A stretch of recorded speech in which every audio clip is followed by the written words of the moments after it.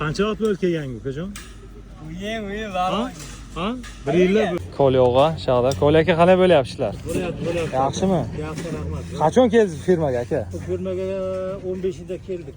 Ha, o'tgan oyda 15-da keldik. qanday aka? Yaxshi. Feruza aka ham shaqda. Ha, Feruza aka, nima qilyapsiz Mirejaga? Kafel dedingiz aka? Rejamizda kafil bor. Yo'q. Voy, Uzat berasiz. Feruza aka, nima qilyapsiz aka? Reja bo'lyapti. Keyin kafil bo'ladi. Kafelmi bo'ldi? Yo'q. Hammaga assalomu alaykum. Mana ertalab bugun shanba. Bizga ish shanba kuni ham 10 soat ishlaymiz qurilishda. Qanaqa ish, nima ish hammasini video davomida qo'yib o'tib ketaman. Ham esdalikka o'zim uchun ham qoladi. Kimga qiziq bo'lsa oxirigacha ko'ringlar. Hozir mana ertalabdan turdik, soat 6:30 bo'ldi. Ishxona Umidli yo'l. O'zimiz shaharchaga yaqin. Bu mana biz turgan yotoqxonamiz. Shunday.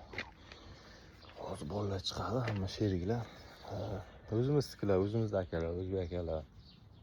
O'zim tashkil qilgan, o'zim sababchi bo'lib kelgan akalarimiz bor. Yaxshi hamma. Kollektiv yaxshi. Kollektiv yaxshi bo'lgandan keyin ish ham yaxshi bo'ladi, fayzli, barakali bo'ladi. Shunday. Xohlasa ishni boshlaymiz hozir, inshaalloh. Qurilish degani oson ish emas. Pul beryaptimi? Bu gapni oldindan eshitgan bo'lsangiz kerak. Pul beryaptimi? Bu yotqizib bermaydi. Bu konkretno o'zini mas'uliyati bor. Ishda qanday qiyinchiligi bor. Kecha beton quygandik, kecha juma beton quygandik. Bugun endi o'sha betonlarga yechib ana qilamiz. Kecha juda qattiq ish bo'lgandi. Endi bugun shanba kuni sal betonlarga yechib ko'rsataman qanaqa ish bo'lishini.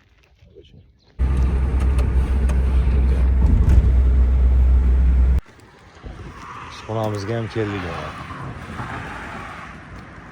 Kecha beton quygandik.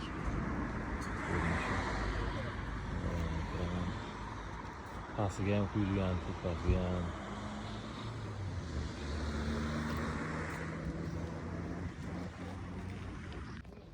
Bugun havo salqin, lekin salqin bo'lgan yaxshi. Quyoshga ishladik, rosa kuyib ketdi odam.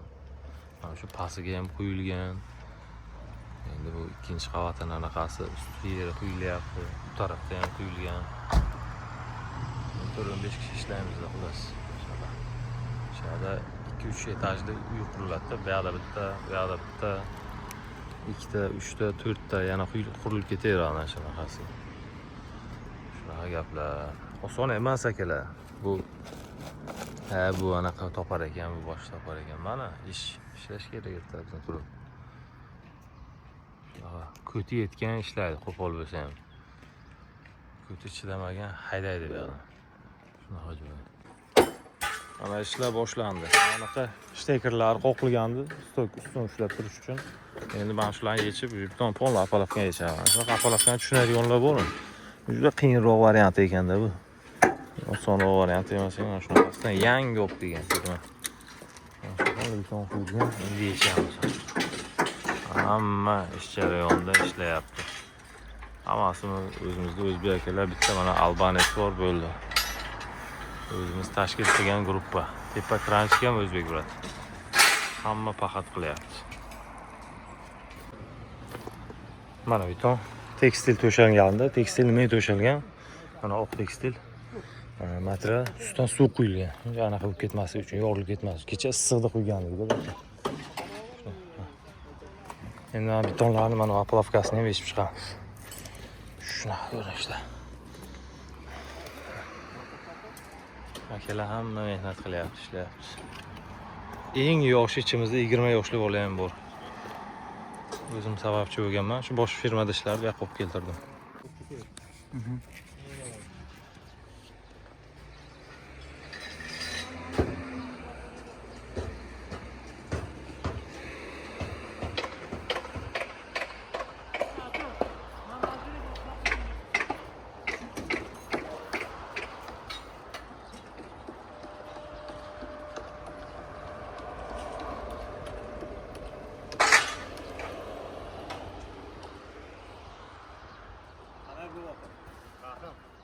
Yaxshi. Ha. Bo'ladi. Yaxshimi? Ha, o'zing. Ha, qizg'in ketyapti bizga. Rejalarni Bu tarafga tayyorgarlik bo'lyapti. Qilyapmiz uchun.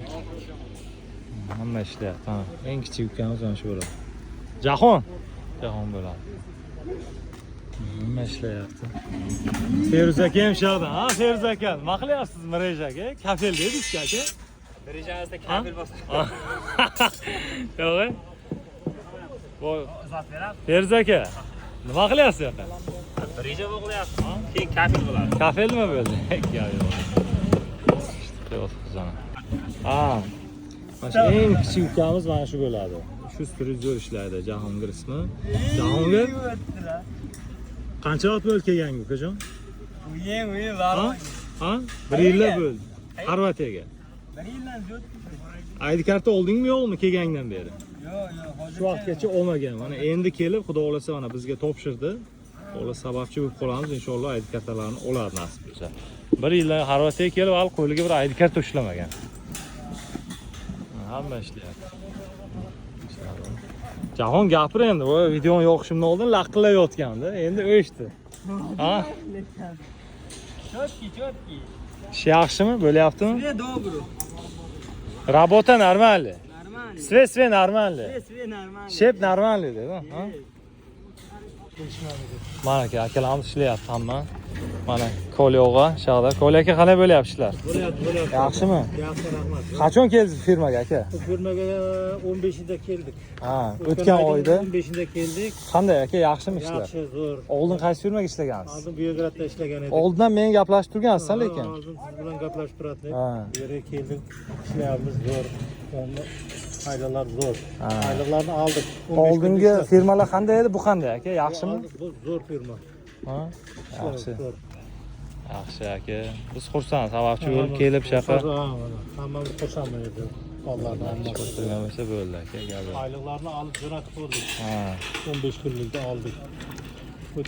Ha, shu simlar baylanyapti. Armatura to'qiydigan deganda mana shunaqa bo'ladi. Armatura mana shunday to'qish kerak. Faqat prosta to'qish simni baylash emas, bilish kerak. Nechiga nechiligi, nechilik turba, nechilik anaqa armatura hammasini bilish kerak. Ular izolyatsiya qilindi. Shunaqa ishlar mana ketyapti. Ko'lyog'a brigadir shalani. Obed bo'ldi, xullas obed qilamiz endi. Sheriklar ham ketdi. Mana endi.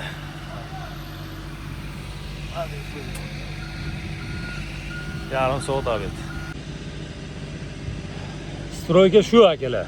Bugungi shanba yengil ishlayapmiz, chunki eng og'ir ishlar kecha bo'ldi. Bizda asosiy ishimiz tekis yerga qozilarni ekskavatorchi ham o'zimizdan qozib, urguniga olib, chertov tushunadigan master akalarimiz bor ichimizda. Polni noldan xullas uy ko'tariladi. Endi g'ish pishlik emas. Biz armatura, apalavka, beton sohasi. Bo'ldi, tamom. Ana shu betondan uyni ko'tarib beramiz. Qolgan fasad, g'ish, malyar, gipsokarton, kafel unaqa ishlarga aralashmaymiz. Shunaqa gaplar. Shu og'ir. Yengil ishning o'zi yo'q. Bu bor ochiq joyda ishlanadi. Bu issiq bor, yog'ingarchilik bor, boshqasi bor, shunaqa narsalar ko'p bo'ladi. Shunday. Barcha musofilarga Alloh o'z panohida asrasin. Kuzatishda davom etinglar, sog' salomat. Bu videolarni endi esdalik uchun o'zim uchun olib qo'yaman-da.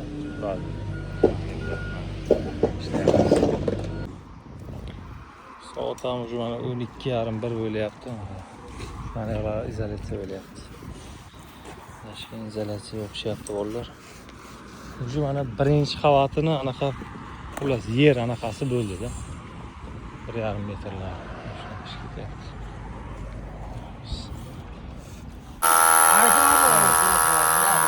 Buni o'zim aytdim-ku. Men uchun aytdim, Alloh qilday bermayapti.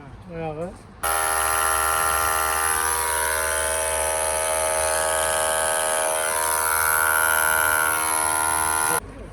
To'g'rimi aka?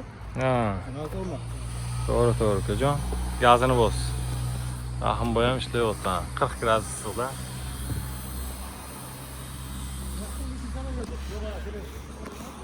Rahimboy qalay bo'lyapti? Eng kichik ukalarimizdan bittasi bu ham. Молодец, ish qiladi lekin, chaqqongina.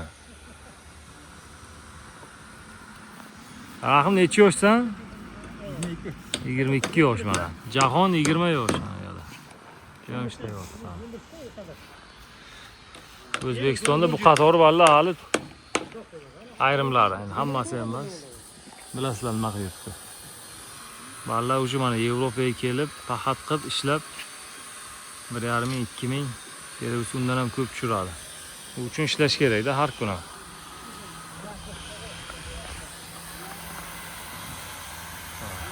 İşten keyin bugun shep yeb charx berdi, o'n qilaydi.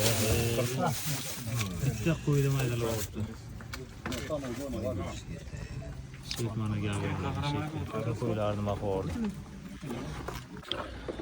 Ha, yeb charam zo'r bo'ldi lekin mana. Shepni o'zi ham mana o'tiribdi shaqa. Mana shada. Feruza aka, siz nima qilyapsiz? Kafelda edingiz aka?